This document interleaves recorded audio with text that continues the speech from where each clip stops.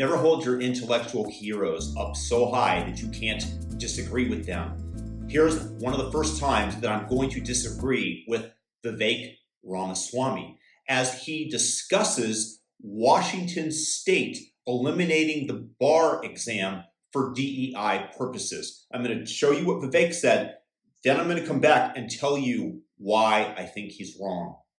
In recent days, we've seen reports that the state of Washington has eliminated the bar exam requirement in order to become a lawyer in the name of DEI, because certain racial groups are performing worse on the bar exam and not progressing to become lawyers. What's the solution? Not to lift up all people and be able to help people who are in need. No, not that. The solution was to eliminate the bar exam itself.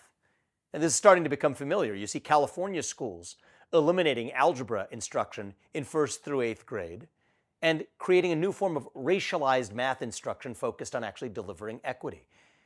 The interesting part about these stories anymore in the year 2024 isn't that they're happening. It's actually the fact that we don't even find them surprising anymore. This type of behavior has become normalized in America, and that's, I think, the thing to observe here.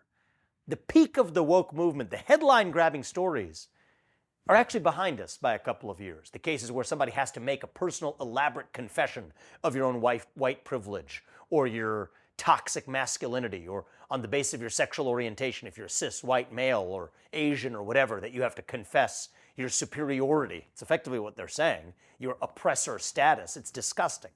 It's anti-American. And that's what caught the headlines. And I think we've seen that type of behavior abating a little bit. And I think that that's a good thing. But in the name of that behavior abating, we can say that peak woke is behind us. Well, the reality is the permanent lasting effects of that woke movement we can now see are actually ahead of us. When you have these anti-meritocratic policies that have become so normalized that when you see a state eliminate a bar exam requirement or a math exam requirement, it's no longer outrage or shock that's our response. It's almost rolling our eyes, shrugging our shoulders, and saying that this is how America works. It's the new world. Let's get on with it. And I think in a deeper, more lasting sense, that's actually more dangerous. America's founded on merit. The idea that the best person gets into college, the best person gets on the sports team, the best person for the job gets the job. That's America. That's the American dream that I know. That's why my parents traveled oceans to be here, like so many other legal immigrants to this country. But if America loses its commitment to merit, then America isn't America anymore. And so the first step to understanding this is, even though the peak woke movement is behind us, we don't have to use that word anymore, even woke. What we really see is the anti-meritocratic effect of it is right now, it would appear, here to stay. And it's going to take more of us willing to exercise our free speech rights, to speak out against it when we see it in a corporate environment, in a university environment, in a school environment, to be able to say, no, we're the country where no matter who you are or what your skin color is, the best person gets that job, that you get to achieve the maximum of your God-given potential, whatever that is. And by the way, every one of us has a different God-given potential in different ways. But whatever it is, and whoever you are, and whatever your skin color is, you get to achieve the maximum of your potential without any system standing in your way because of your genetics. That's America. And as we see now, states like Washington or others eliminating the bar exam requirement or eliminating the SAT requirement to get into college or whatever it is, we got to be careful not to just accept that, shrug our shoulders, and move on just because there aren't the crazier behaviors happening. To the contrary, I think it's now more important than ever to stand up against those anti-meritocratic vestiges of the last 5 years. And that's going to be a big part of how we get this country back. Now, Vivek, of course, is 100% correct in spirit. I'm fully against the elimination of the bar exam to become a lawyer if it just is for DEI purposes, which is the reason and the reasoning behind the change. Now, where I disagree with Vivek is I don't think that there should be a bar exam to begin with. I think that you should be able to hang up your shingle and say lawyer, and that doesn't mean that you can put past bar exam. If you did not, that would be against the law, that would be a lie, and that would be considered fraud.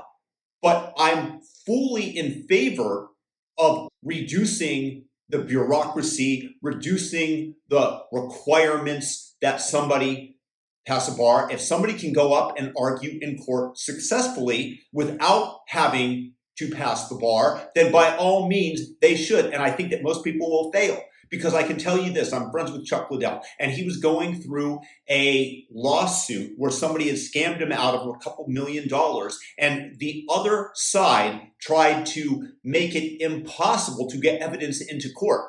They were trying to do every legal shenanigan that is on the books possible. So it's going to be incredibly difficult for these people that haven't taken the bar, that don't have the experience, to be successful as a lawyer, but it's not impossible.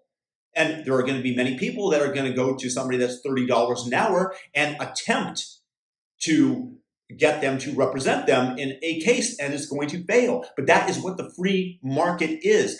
And similarly for doctors, for medicine, there are tremendous bureaucratic requirements for doctors to go out there and hang their shingle and practice, and they have to pass the medical boards. Now, you can consider this good, but why shouldn't a nurse practitioner who can reset an arm, who can put people into a sling, who can do basic things regarding the body and help somebody out at a far cheaper rate and increase the competition and thus drive costs down and have more affordable medical care for the public?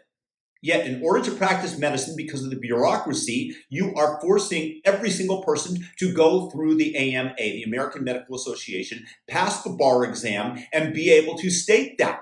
Why? Why, if I have somebody who's fully competent, does she have to work under a doctor's care when she can do basic medicine that she knows about? Now, that, once again, doesn't mean that you should be able to say, MD, medical doctor, passed all the medical exams. No. But when you have the possibility of having somebody argue for you in court who is an incredibly competent debater, and it doesn't take a lot of bureaucratic paperwork, and you have the opportunity to have a nurse practitioner suture up a cut or reset a broken arm, it increases the competition. So the reason that Washington State is doing it is completely retarded, but it does, on the other hand, increase the possibility. And also, they don't have to take a loyalty oath to DEI if you have free practice and the free market working. Because right now, you're going through a bottleneck where they are inputting their DEI, their woke ideology into people that are going to the law schools. This is the way that they are implanting this mind virus into the minds of the masses, and this helps eliminate that. This helps open up the free market. So while Vivek is 100% right in spirit that we are reducing the value of merit in our society, the result of this will be a bigger and greater free market for lawyers, for nurse practitioners who can open up their own medical shop, and it will reduce costs and raise the living standards of people in the United States. Let me know what you guys think in the comment section. Peace.